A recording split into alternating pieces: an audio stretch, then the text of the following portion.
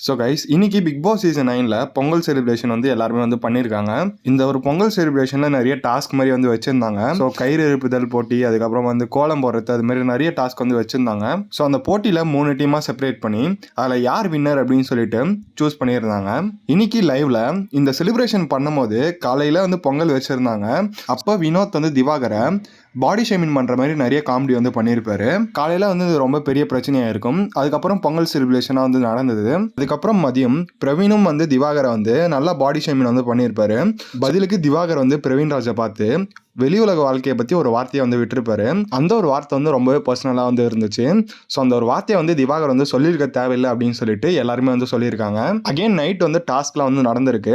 So அதில் கானா வினோத் வந்து திருப்பியும் வந்து திவாகரை பாடி ஷேமிங் பண்ணுற மாதிரி ஒரு மாடை வந்து ஒன்று வரைஞ்சி, ஸோ மாடு வந்து கொஞ்சம் கோணையாக போனதால் ஸோ அதை பார்க்க வந்து ஜட்ஜஸ் வந்து ஏன் கோணையாக போனது அப்படின்னு கேட்டாங்க. நான் வந்து ஒரு மாடை பார்த்து வரைஞ்சேன். ஸோ அந்த மாடு வந்து பீம் பேக்லேருந்து கொஞ்சம் கீழே வந்து வந்துச்சு. ஸோ அதனால தான் இந்த மாடு கொஞ்சம் கோணையாக இருக்குது அப்படின்னு சொல்லிட்டு ஜட்ஜஸ் கிட்ட வந்து சொல்லியிருந்தாரு.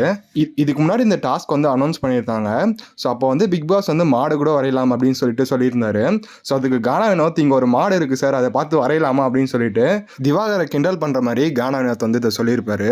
இதெல்லாம் வந்து ஒரு கட்டத்தை தாண்டும் போது அமித்தும் வந்து கானா வினோத் கிட்ட கம்னு இருக்க சொல்லியிருப்பாரு. ஆனால் கானா வினோத் அதை கேட்காம திவாகர் வந்து ரொம்பவே வந்து கலாச்சிட்டு தான் வந்து இருந்தாரு. ஸோ இதெல்லாம் வந்து லைவ்ல பார்த்த மக்கள் வந்து என்ன சொல்லியிருக்காங்கன்னா, ஸோ வினோத் வந்து நல்ல பேர் வந்து வச்சிருந்தாரு. ஸோ இந்த லைவை பார்த்த உடனே வினோத்தோட பேர் வந்து கொஞ்சம் அடிப்படுது அப்படின்னு சொல்லிட்டு அவங்களோட விமர்சனத்தை வந்து வைக்கிறாங்க. இதுக்கு முன்னாடி கானா வினோத் நிறைய ஜோக்ஸ் வந்து பண்ணியிருக்காரு. ஸோ அந்த ஜோக்ஸ் எல்லாமே வந்து ரசிக்கிறபடி தான் வந்து இருந்துச்சு. ஆனால் இந்த ஜோக்ஸ் எல்லாமே கொஞ்சம் இரிட்டேட்டிங்காக தான் வந்து இருக்குது. சப்போஸ் இன்னைக்கான எபிசோட பார்த்துருந்தீங்கன்னா, ஸோ உங்களுக்கு வந்து இதை பார்க்க எப்படி இருந்துச்சு அப்படின்னு சொல்லிட்டு மறக்காமல் கமெண்ட் வந்து சொல்லிட்டு போங்க.